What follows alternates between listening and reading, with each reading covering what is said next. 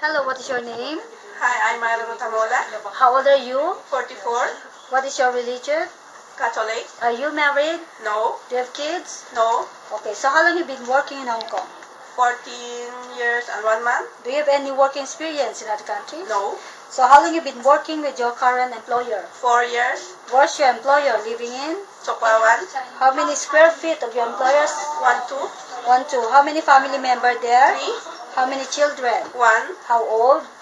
going 7. Okay, so would you please describe your daily working schedule? What time you wake up in the morning? I wake up 7 o'clock and prepare for the kids to go to school. After that, I clean the house and go to the market. And after finish cleaning the house, And then? I fix the cakes and then bring home and prepare for dinner. Okay, so what time you cook for the dinner? 7, So what time they cook? What time they eat? 8. What time you go to bed?